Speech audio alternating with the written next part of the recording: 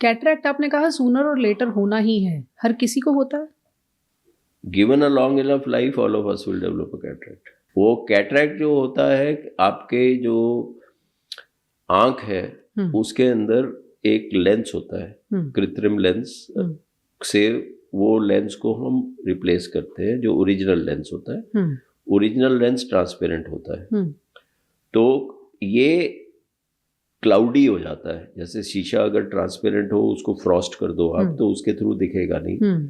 और ये इसलिए होता है कि उसके लेंस के अंदर जो प्रोटीन्स होती हैं वो समय से डीनेचर हो जाती हैं। चाहे वो एक्सेसिव सनलाइट हो, चाहे वो एजिंग हो, चाहे वो एपिसोड्स ऑफ डायरिया, डिहाइड्रेशन हो, चाहे वो जेनेटिक फैक्टर हो, चाहे डायबिटीज, मेटाबॉलिक डिसऑर्डर्स हो, थायराइड, डायबिटीज, यहाँ चोट लगना, ट्रॉमा, उसके करके वो जो प्रोटीन्स हैं वो डीनेचर हो जाती हैं। तो प्रोटीन जब डीनेचर हो गई तो ये जो लेंस है जो नॉर्मली ट्रांसपेरेंट होता है वो ओपेक हो जाता है, सफ़ेद हो जाता है। तो उसको हमको रिप्लेस करना पड़ता है बाई अनदर कृत्रिम या artificial lens which is called as a intraocular lens. तो cataract by definition is any opacification of the natural crystalline lens of the eye. Okay, लंबा बोला है मगर ओपेसिफिकेशन यानी कि धुंधला पड़ रहा है। नेचुरल क्रिस्टलाइन लेंस, आंख में जो अपना जन्म से जो आपका लेंस है, क्रिस्टलाइन लेंस बोलते हैं, वो अगर ओपेक हो रहा है तो उसको हम कैटरैक्ट कहते हैं। उसमें धुंधलापन धीरे धीरे धुंधलापन हो जाता है, हल्के हल्के विजन कम होती जाती है और painless progressive diminishing of vision होता है। चश्मे का नंबर बार बार व्यक्ति बदलने के लिए जाता है और कई बार इंद्रधनुषी रंग भी दिख सकते हैं और डबलिंग दिख सकती है फ्रॉम वन आई, मतलब नॉट बोथ आईज अगर सिमल्टेनियसली देख के डबलिंग हो तो उसको नॉर्मली कॉज उसका स्क्विंट होता है। बट अगर with one eye alone you are seeing double और ट्रिपल विजन और जम्बलिंग ऑफ दिस थिंग, तो वो नॉर्मली कैटरैक्ट के हो सकता है। ओके, जो लोग आपको सुन रहे हैं डॉक्टर साहब, वो जानना चाहते होंगे कि हम ये चश्मा लगना डिले करें या कैटरैक्ट डिले करें, कोई तरीका है हम अपनी आई हाइजीन का ख्याल रखें तो थोड़ा देर से आए ये बुढ़ापा?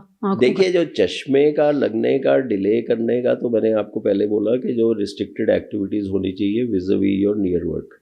बच्चों को भी मतलब कि ये है, अब 6-8 घंटे एवरेज स्क्रीन टाइम अगर होगा तो चश्मा तो लगेगा ही लगेगा। तो अगर आप उस चीज़ को, स्क्रीन टाइम को कम करते हैं, थोड़ा लुब्रिकेशन आई की अच्छी रखते हैं और हर 15-20 मिनट के बाद अगर आप थोड़ा डिस्टेंस पे देखते हैं और 15-20 ब्लिंक करते हैं तो उससे हो जाता है, मतलब उससे हो सकता है कि आपका प्रोग्रेशन कम हो। उसके बाद vitamin D is something important, A and D both are important for the eye. And apart from that, retina की कंडीशंस के लिए omega 3 fatty acids has been shown to be something which is good. So these are a couple of the things that you can do, and if you need glasses, don't overstrain your eyes. You should go and get these visual aids which are required for you. Okay. Cataract के बारे में UV light exposure वगैरह, those are considered, but there is no known cure for cataract as to how you can. Actually there is something called as history of anticipation. अगर आपके parents को जल्दी cataract हुआ है तो आपको उससे भी थोड़ा और जल्दी कैटरैक्ट होगा। इंडियंस में कैटरैक्ट जो है US, UK वगैरह से, may be because of the excess sunlight और whatever reason and genetic factors, we tend to develop cataract about 1 decade earlier than the westerners.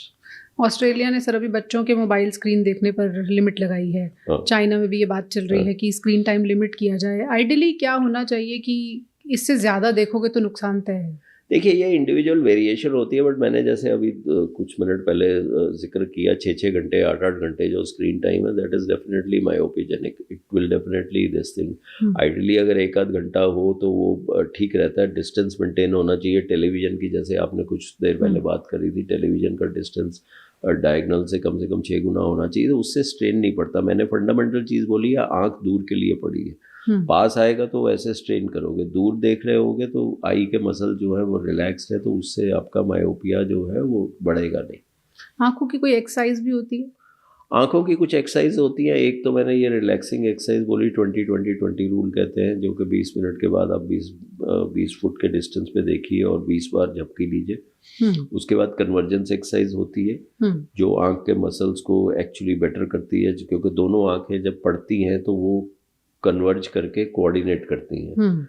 तो आप कोई पेन या पेंसिल की टिप लेके उसको अपने करीब लाइए, जहाँ पे वो धुंधली हो उसको वहाँ रोक लीजिए, उसको try to fuse that into a single image, the tip of the pencil, and then again reduce the distance. जब स्ट्रेन पड़ रहा हो तो उसको वापस ले आइए। तो ये you should be able to bring it almost to the tip of your nose. So you can do this exercise 5 minutes morning, 5 minutes evening, and then you can move your eyes around in different directions. So these are a couple of exercises. Palming also gives soothing कि भाई आप थोड़ी देर के बाद इसको palming कर सकते हैं। So these are just to relax you. आज की तारीख में जैसे रोज़ AQI की बात होती है, pollution वगैरह इतनी हो गई, उससे एक और प्रॉब्लम आ रही है जिसको हम ड्राई आई कहते हैं।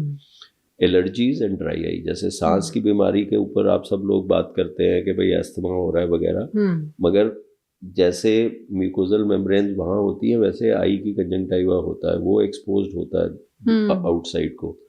तो वो पॉल्यूटेंट्स जो हैं वो उसके ऊपर भी उतना इफेक्ट करते हैं और उससे एलर्जीज बहुत आ रही हैं। There are lot of young children and adults who are coming with allergies.